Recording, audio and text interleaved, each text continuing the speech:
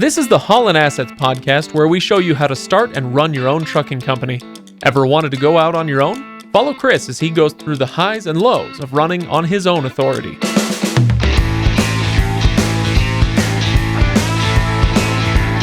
Welcome, everybody. Welcome to the Haulin Assets podcast, episode number 120. We are doing December 2022 financials, despite the fact that it is, in fact, January 2023 when we're recording. But if you're not used to that by now, I can't help you. I am Craig, your host. Over there, he's Chris. How's it going, Chris? It's going well. That was a much better intro. Good job. I don't want to hear it. You know what? Just because I mess up sometimes. Take two is better than take one was. You're so mean, Chris. Well, you know. You're so mean. All right. So, Chris, we're talking about December financials, which I'm interested in because there were a few months in the late summer and fall when things weren't going so well. And then November, it was like, hey, maybe we're cresting the hill, turning the corner, whatever other strained metaphor we want to use. And things should be picking up. And so I'm interested to see what happens or what did happen in December. So we will get there in a moment, but I do want to remind everybody to go to HaulinAssetsLLC.com to check out full show notes, to check out where they can make comments for us to answer things. This was a big thing on the last episode, which I hope everybody listened to. If you're only tuning in for the financials episodes, you're missing out. Make sure you check out the last one. Also, people should go to motorcarrierhq.com. I'm not wearing the hat right now, so if you're watching on YouTube, I apologize for the lack of an advertisement, visually speaking. But go to motorcarrierhq.com for resources if you're thinking about pulling the trigger on starting your own owner-operator business, or maybe you have grand designs for a bigger one. Go to motorcarrierhq.com for all the resources you need to get that going. All right, Chris. Before we do December financials, of course, I got to ask you, how are things going lately? Any stories from the road? Well, things are going overall pretty well. I'm more optimistic about kind of how things are going than I have been in a little while. So I'm feeling pretty good about things. Although with that being said, December kind of started off a little bit rough. Oh, how's that? We had to let a driver go, which I think it's about the third time we've had to actually let somebody go, fire somebody. And there were some lessons learned with this particular driver that I think will probably change our hiring practices a little bit in the future. Where we've been kind of growing fast, we didn't have a really good hiring method. I think we've cleaned that up and done better now.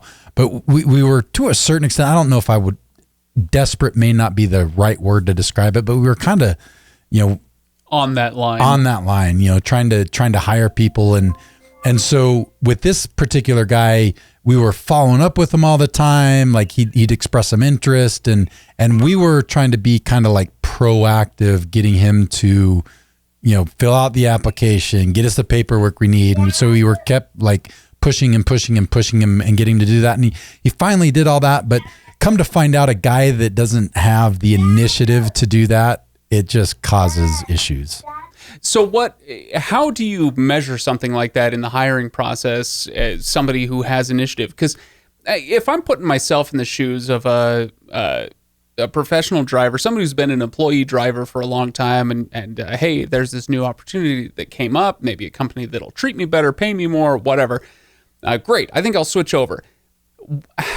If you're looking at that person's resume or you're interviewing that person, how are you gauging as an employer whether this person is just how do you put it, a steering wheel holder versus a steering wheel holder driver versus a professional driver? Yeah. And that in a lot of ways, like it's hard to see that kind of thing in a resume. It's hard to see that in some other areas, but with this particular guy, just the fact that we were having to it was like almost pulling teeth to get him to provide us the information that we need, the application, the signed consent forms, all those kind of things. And that same kind of lack of initiative, or just, it's partly a lack of initiative and partly just there was no drive or no push, no, I don't know a good way to put it. A desire to go above and beyond? Yeah, I wouldn't even say go above and beyond, but a desire to just meet the expectations. Yeah, be average. And so that kind of behavior showed up in his habits as a driver. We couldn't, he ran a real low number of miles, was late quite a bit, lots of other issues like that. And to the point where and he was hard to work with. Like he had to be, his hand had to be held for a lot of different things that most drivers would just be able to take care of on their own. He just, just all kinds of problems like that. So this wasn't a case of, there was one you talked about a few months ago where somebody had a DUI incident, and it's like, that's an easy decision. There's no debate. There's no internal meetings going on. It's just like, you're out of here. Or the guy that was, had wrecked several times, minor fender benders that ended up costing a lot of money. No, it wasn't anything like that. It was like a personality challenge. He wasn't running hard enough to really make money. And we really, honestly, probably, if we hadn't had to deal with the other things, he was probably running hard enough that until we had all of our trucks full with everybody that else was really good, we probably would have kept them around. But he was really hard to deal with, late all the time, and just, the 80-20 rule where, 20% of the people are 80% of your problems. I mean, that's really, he was 80% of the phone calls coming in. He was just, just too much of a problem overall. That makes sense. So what do you think about this piece of advice, Chris? Because this is something that came up with another podcast that I do about dentistry. Okay. Because believe it or not, I don't just do a trucking podcast. That's too bad. I know. It wouldn't be great if this were an exclusive. Because everybody loves dentists. But the piece of advice that was being given on this podcast was like, look, dentists are great with teeth. They're terrible business people. All you need to do if you want to run a successful business is to be just slightly above average. To find the one thing or the two things that you can do to be a little better than the guy next to you. You don't have to outrun the bear. You just have to outrun your buddy, right? Yeah. Is that kind of the case here from your perspective as an employer? It's like, hey, look, here's average. Here's what we need you to do to keep the company running. And if that's 50%, if you can do 53 or 54%, we're going to be thrilled. Forget 75 or 80 or 90%. Does that make sense? It does, absolutely. And I would even we'd probably put up with 45%. I mean, right now, the hiring market in the trucking industry, it's so hard to find drivers, and it's almost always that way. Yeah. Now, I would say a little worse than even traditionally. Honestly, 45%, and we'd probably just live with it. Yeah. Where I don't think he was even functioning at 25%. Right. It was bad enough. It was rough. That makes sense. Well, this is really interesting. I think this is the kind of story that I really like on this podcast, because it's not just about you growing your company and what an employer can do, but it's also really good for those who are listening who are still employee drivers and trying to, maybe think about that shift over to an owner operator. Is, hey, while you're an employee driver, find ways, ask your employer, what are the gaps that I can fill? What's just one little thing that I can do to make your life easier? And that'll be great. That'll make you a better employee and your employer will love you, but it'll also teach you something that will come in handy later when you are your own employer, or heaven forbid for most of us, I'm looking at myself as I do this, the employer of others. They are transferable skills, right? Absolutely. And that's like one of the things advice that I give employees, not just in my trucking business, but in the military and my other businesses. If you make yourself valuable to the company, you're never going to lose your job. Yeah. And if you're in that, typically when layoffs do happen in a company, they're not taking the top 50% performers and laying them off. If they need to lay off 10% of their workforce, who are they laying off? The bottom 10%. Bottom 10%. Yep. And if you're in that bottom 10%, you're probably going to get cut. That's not how it happens every single time, but most of the time that's the reality of the situation. It's like the the underperformers that are the ones that are getting cut. You want job security, make yourself valuable, do a little bit like you said, go above and beyond. What more can I do? How can I make a difference? Be proactive in contributing to the company, and you'll never be without a job. And it's the kind of thing that I know sounds, or it can sound overwhelming for somebody, hey, like myself. I absolutely put myself in this boat where it's like, look, I don't want to reorder my whole personality. I am this way. I can't be like that guy over there overnight. That's totally fine. My thing would be, you're not looking for how can I reorder my entire personality. It's just, what's one little thing that I can do? Yeah. Right. So make it small, keep it small, and do that for a month. Find the one thing you can do for 1 month. And then next month you'll figure, oh my gosh, that actually isn't that big a deal. Maybe I can add something else to my repertoire and ask what else I can do. That continual improvement, like what you're talking about. And those are the guys that end up getting promotions. They end up getting the next better job most of the time. And so that's a good habit to be in, is to constantly try to improve. Yep, absolutely. All right. Well, with that in mind, let's go on to our main topic. I'm super excited about our team right now. Now that we're talking about this, the drivers that we've got right now, I think we're to a point where all of our drivers are good professional drivers. And there's one that's kind of new where the verdict is still out, but the rest of them are solid. One day, Chris, we're going to have, this is nice, by the way. It's nice to hear you say that, but this does remind me, we're going to have to do an offshoot podcast where you started as somebody with a bunch of knowledge in the trucking industry, but you'd never been behind the wheel. So you got behind the wheel, and that was, the first 50 episodes or so, whatever it was. I'm really excited for the spinoff podcast when I join as a driver for Haulin Assets, and we'll hire tomorrow. Go get your CDL. What could go wrong, Chris? Nothing could go wrong. All right, the main topic today is the December 2022 financials. Like I said up top, I'm interested to see how it went. Do you want to give us a little preview? Good, bad, medium? How was this month? Well, good. Okay. But when I first pulled the P&L, I was kind of disappointed, to be honest with you. Oh, really? I looked at it and I'm like, I was expecting a better number than that. But then I really dove into the numbers and kind of started, dissecting how things were. And I started to think, wow, this is actually, I'm pretty happy with how this month turned out. All right. And so we'll kind of go through the numbers and we'll talk about why that is. And there's a lot of things that I'm pretty optimistic about. Okay, well, let's start from the top then. The total miles run, and this was in December when, if I'm not mistaken, Truck 10 had not yet fully joined the fleet. Yeah, we didn't. So Truck 10 got on the road at the very end of December, but didn't make its first delivery until January. Okay, all right. So call it 9 trucks on the road then. And then we had the person that we let go in the beginning of the month, and so one of the trucks was essentially sitting. Okay, fair enough. But when we talk about trucks on the road, I guess what we should say is trucks in the fleet, because we have those static costs that have to be paid every month. Insurance, no matter whether it's moving or not. Exactly.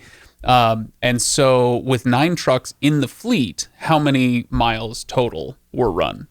80,998. That feels low. It is a little low. It's probably 9,000 miles low. Like ideally we'd like to be 10,000 miles a truck and up, and maybe even really a little bit more than that. You get into that 10,000 miles, so 90,000 miles in this case. And we would have been, this is a pretty good month. Above and beyond that really starts to that's when you're doing really, really well. Right. I mean, I remember that from when you were running, it was like 10,000 is where you wanted to be. And if you could get to 12, then you felt like it was a good month, right? And so we're only 9,000 away from that. And considering, like I said, we really had one truck sitting because of the driver that we let go. It all in all, not terrible. Yeah. Now, overall, regardless of how many trucks were on the road, is this the most number of miles that we've run so far? That's a record. Okay, so 80,000 miles. By about, 81. I think it was about 3,000-ish, maybe a little more than 3,000 miles more than we've ever had. Wow. Okay. All right. So Deadhead miles. This is, well, okay, no. Anybody listening to this knows what Deadhead miles are, so I won't explain it again. Chris, Deadhead miles percentage? The percentage was 6.1%, which is pretty decent. The total number of miles was 4,937 miles. Okay. So the closer to 5% we can get, the better. Yeah. But 6.1 is okay. 6.1 is still pretty good as long as we can keep it. I mean, 10 you start to get worried about, and we've done a really good job of keeping it quite a bit below that. So 5 is like, if we can get 5, that's like nice. That's good. But 6.1% is not bad at all. Yeah. All right. Now total revenue then, which is not, again, for anybody who's new to the show, this is not our profit. This is the total number of dollars that came in during the month. What was that number? $194,233.65. Okay, so round it down to 194. We'll call it 194. Yep. How's that record wise? Is that a new? Yeah, that seems record. Like a big number. It is. Yeah, it's a new record by I think about 15 grand. Wow. So that's pretty good. It's way better than the last 2 months. Where in October we were like 136. Oh man. So we're like 60 grand more than we were 2 months ago. So it's a good month. And that's just revenue. We're not talking about any of the repair expenses or whatever. Mm-hmm. So what made for the 60,000 mile swing? Was it just how many trucks were on the road for how long? Was it personnel issues? Two main functions that were why we didn't get, why the revenue was $60,000 more. One is more miles. So that's a big thing. And in October, when we had that really low number, the number, we had like 2 trucks sitting, another truck that was doing like half what it should have. And so it caused some issues. The other thing is rates. December saw better rates than what we have the last couple of months. Okay. Yeah. The rate per mile. Fair enough. Yeah. You talked about that a lot. Okay. So that's our total revenue, which over the course of 81,000 miles makes for a rate per mile this month of $2.39, which is the best we've seen in months. Okay. All right. Now it did creep up closer to 3 a year ago or so, right? Yep. So it can get better. Yeah. I would like to see it well above like 250. Yeah. Okay. So we're still not where we would like to be, but if we can get in that 250 to 275 range, then we're sitting pretty dang good. And that's one of those things, people can go back and listen to past episodes where we talk about how it's not, you're somewhat at the mercy of the freight market, right? If market rates are high, great, you get to charge a high rate. But some of it comes down to how you're dealing with fuel expenses, how you're managing personnel, how you're managing repairs and maintenance and all that, right? So, correct. So there is some like that. That's not just a number that comes up every month, right? Yeah. You have some control over it. A little bit. Okay. Yeah. All right. So the last thing we need to talk about then is the profit or loss. But you said it was at least an okay month, so I'm assuming a profit. Let us have it then. What's the bottom line number? It was $7,746.33. So not smashing. It's a little bit better than it was last month. But again, we'll dive into the numbers, and there's some reasons why it was lower. And overall, like, I actually feel pretty good about that number when you factor in everything else that happened in the month. Mm-hmm. Okay, so before we get into the specifics of why that number is where it is, remind me, this is something we talk about every month or two, so I hope people will forgive me for a little bit of repetition, but if it's good for me to try to remember, I'm sure it's good for a lot of the listeners to try to remember. What's the number per truck that you want to see as break even? Because 0 is not break even. We have certain expenses that when it comes to truck payments and trailer payments and whatnot, there are certain expenses that don't quite factor into the P&L in the right way. So we want to be above 0 for each truck. What's that number? I would say somewhere between $2,000 and $3,000 per truck. Truck. Not quite there, but moving in the right direction. Again, better than 0. Yeah. It's okay. So this is not a month with an egregious loss, but we want to be a little higher than 0. Okay, good. So let's dive into the P&L then. What specifically do you want to bring out from that? the first thing you'll see in it is one of the very first line items is there's damages. We've talked a little bit about this category. It's not a huge number, but I think it's something kind of funny and worth bringing up. So $800. All of that was for damage from the driver that we let go a few months ago. Yeah. In his first trip, he was backing up and hit a bollard, one of the big yellow posts and that are all over the place to protect a building or gas pumps or to keep the truck from going any further than that. Yeah.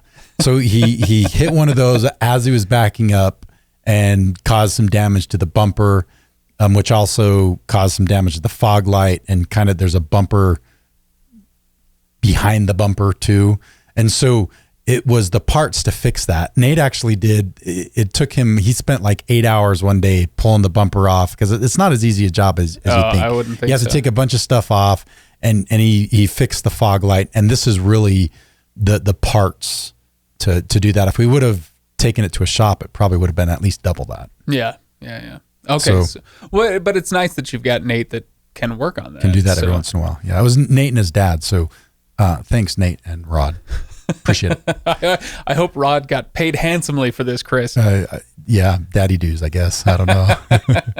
But you know what's kind of funny about this story too. So again, this is the driver we let go, who also said at the time of his letting go that his a 2-year-old could run the company better than we do, and this is the guy that's a professional truck driver and like. Within his first few hundred miles. Chris, there's your new season of the podcast. I run the company and we see what happens. Yeah, okay. Well, you and the 2-year-old who can do better? Who can run the spreadsheet better? It's a toss up. No, anyways. I thought that's kind of funny. Like when he made that comment, I'm like, you of all people would say something like that. That's classy. That's pretty good. That's pretty good. Okay. Well, anything else to say on the damages and repairs? No, that's good. Okay, so then we move on. Sorry, I'm thinking hard about how can I perform a kind of hostile takeover of Haulin assets. Okay, well I'll let that percolate for a bit. But there is something about December that this year was different than other Decembers. In even most other months. Most other months, right? Yeah. Which is something that you run into when you pay your employees weekly. Yes. And what is that? So every once in a while, so we pay on Fridays. So every once in a while, you have a month with 5 Fridays, which means you're running an extra payroll, and that happened in December. And so that's a difference of about $13,000 just in and of that. So if we're going to compare like a November, another month to December, you really have to count, hey, we had $13,000 more expense this month than we do most months because of that 5th payroll. Right. And so that's a pretty big chunk. It's not nothing. Yeah. And you add just that piece back in and you're up over $20,000 in profit, and you're closer to that. You're into that $2,000 to $3,000 of profit per truck. So that in and of itself, I think is, in my opinion, makes December a much better looking month than it is on paper. Yeah, that raw number shows you. That makes a lot of sense. And then December also, a lot of companies do this, the year-end bonus or whatever employee perks you're able to offer. Is that something that you guys do? We did that, and plus we had some gifts that we gave to some of our best partners, the people that we do the most work with, that we care the most about, $4,500 roughly in those kind of expenses. Okay. So yeah. So unique to December. Exactly. Okay. So that sort of thing will, and when I say that'll disappear in January, it makes it sound like, oh, thank goodness we don't have to do that. No, I'm sure that's the sort of thing you'd like to do, right? And so, as long as the company is healthy and you're able to do that, then great. It's an expense you don't mind seeing on your line item report. And right? I wish we could have done more. Yeah. And hopefully in years to come, we'll be able to do more. Yeah. So, all right. How was fuel then? Because that's been a theme the last few months. How did it go this month? Fuel was definitely better in December than it had been in November. Oh, yeah? It's so drastic. Like it was about $1 a gallon less in December than we paid in November. So that's huge. And this is There are things you can do to mitigate this, but it is largely you are kind of at the mercy of the market, right? For the most part, yeah. For the bigger chunk of it, you are. Now that the fleet is up to 10 trucks, is that something you're looking forward to having a little more negotiating power when it comes to fuel prices? So we talked several months back. We switched to another fuel program where we're getting an even a bigger savings. And as part of our negotiation with them is I can't remember exactly what the gallon number a month that we need to hit, but there's another tier that once we hit a certain gallon amount, we get even more knocked off of our fuel price. And we're getting pretty close to that. We're not quite there yet, but I think within the next truck or two, we should be there. Awesome. Well, I'm looking forward to hearing that because I think that's, especially for those listeners who are growing a fleet, that's going to be of extreme interest, I think, for anybody who's in that boat. Okay, other line items that we want to pull out and talk about. There's one more thing I want to talk about with fuel because as we were going through fuel this month, we actually realized we've been making a mistake over the last few months in fuel. I might as well be running this company. Yeah, you might as well. This is where the 2-year-old comes in. No, we actually realized that. So we switched to this new fuel card. Reports are different. Everything looks different. And we realized that when we were putting our fuel expense into QuickBooks, we were putting in the retail price, not the price that we were actually paying. Ooh. And so it didn't calculate in our discount. So we probably made that error starting somewhere either in September or October. We fixed it in December, so the December numbers are good, but we need to go back and fix the November and October numbers. It'll probably take us a little bit of time to do that, but we're going to fix that. And when we do, we'll revisit those. We'll talk a little bit about it in the podcast and post the change, the profit and numbers. loss. Yeah. Okay. All right. Fair enough. All right. So that's fuel then. Let's move on then. Any other expenses you want to pull out? Yeah, there's a couple more. The first one is we had about a little over $2,000 in expenses for adding truck 10 and getting it ready to get on the road. So there's $2,000 there. And then the last thing that I want to talk about is if you go all the way down to the almost the bottom line of the profit and loss statement, you're going to see something that you haven't seen before. And it was the sale of a fixed asset. Oh, interesting. And it's a $500 loss. Oh. This means the company is aging, though. You're actually selling we sold off something, assets. but it's not really. Remember, we bought the flatbed. Yeah, it didn't really work out for us, so it was selling the flatbed. Okay. So we ended up selling the flatbed for $500 less than we paid for it, and so it's actually a little bit bigger loss than that because we also put some new tires on it. But we also have a headache rack that we didn't give to the buyer, that we're going to sell and probably be able to recoup at least that $500, maybe a little bit more. Yeah. But all in all, we ran about 10 loads with the flatbed. So we did make a little bit of money with it, but we did put some new tires on it and had some expense there that we probably didn't recoup all of. Well, this is, it's a topic that I don't think we should get into today, but allow me to play the part of a listener who's going to Facebook or HaulinAssetsLLC.com to make a comment and suggest a future episode. My suggestion would be we should probably talk about why the flatbed didn't work out, and kind of the ins and outs of switching between trailer types. And I think that would be a really cool episode. If anybody really disagrees with me, go ahead and make your comment on Facebook. Yeah. But I think that would be cool. Okay, excellent. Oh, you know what, Chris, before I forget, I'm sorry, because I did see a little bullet point in the notes, and I wanted to revisit it. You mentioned that fuel was about $1 less in December than it had been in previous months, which is great. But I do want to talk about percentages. So is it cool if we go back to that for a second? Because fuel costs as a percentage of revenue, is that what we're looking at here? Was just astronomical for a while. It was 45%, as I recall. Yeah. And I know that came down. So what were we looking at for fuel costs percentage-wise, and where do you want it to get to eventually? It was 29.9%, which is way better than it has been for quite a while. Yeah. And so that's good. 25% is kind of where we had traditionally been before fuel really started taking off the beginning of 2022. But with that being said, I think as we get older and we can continue to negotiate better fuel prices, I would like to at some point see that hit 20%. Whoa. Is that overly ambitious? Is this a reasonable goal? I don't know. I wish I knew the answer to that. I don't think so. I think we can get to that. But it's, we're probably going to have to grow the fleet a little bit more, get the even better fuel pricing, and have, rates go up. So as rates go up and our fuel cost goes down, that percentage will continue to improve. So back in the days, even when we were getting 25%, we didn't have as good a fuel pricing as we do now, and our rates aren't as good as I think they will get at some point. Like we're continuing to get better and better rates if you compare our rates versus the market than we have been getting because of direct lanes and better relationships with brokers. And so with that continuing to improve, I think we can get to that 20%. And okay, maybe we break it. So you could. Wow, that would be something. Cool.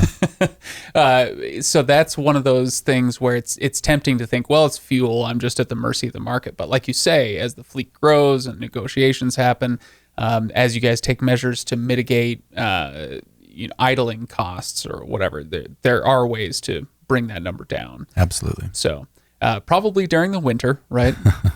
Fuel prices go up in the summer, right? So not necessarily rule. For diesel. Oh, I guess that's true. Yeah. See, this is why I keep you here, Chris. Yeah. This is why I don't just host the show myself. I know a few things. All right, Chris. All that being said, what we're looking at then is $7,000 plus in profit for the company, and like you say, we're looking for more like $2,000 per truck. So with 9 trucks on the road, we wanted to get more like $18,000. We're at $7,000 this month, which to me, it's tempting to say, oh, this is a disappointing month, but you seem pretty upbeat. Overall, this is a pretty good month. Pretty good month. If you add all those other things back in, those kind of one-time expenses that were a little bit of anomalies, we're closer to $30,000 in profit, which is closer to that, even that 3,000 piece. And then at that point, we're feeling, pretty dang good. So, I feel like it's the best month we've had in months, maybe in the last 6 months. I feel like rates are starting to come back a little bit more. Even the first little bit of January, like I'm feeling pretty good. If we continue to have the rates that we're seeing right now towards the very end of January, I think we're seeing the market turn back a little bit more favorable. So I'm cautiously optimistic that 2023 is going to be better than especially the last half of 2022 was. So I'm happy. I think overall, between it being Christmas in December and not, guys taking vacation and time off, and rates really, although improving, still historically not all that great. I'm pretty happy with how things turned out in December. Good. Well, that's encouraging news. We'll see where it goes through the winter doldrums, right? The January, February's of the year. So we'll see how it goes. But glad to hear things are hopefully looking up. Chris, anything else to add before we wrap up for today? That's all I got. Okay. Well, for everybody else, again, make sure you go to Haulin Assets LLC. Find us on Facebook. You can make comments there, suggest future episodes, ask us to dive into an aspect of recent episodes that you'd like to hear a little more about. We'd love to hear more from you. If you do enjoy this show, please go give it a 5-star review. If this is your first time listening and you absolutely hated it, then we're sorry. Don't do that. Don't give us a 1-star review. All right, everybody. Thanks for listening. We will see you in a couple weeks. Okay. Thanks, Greg.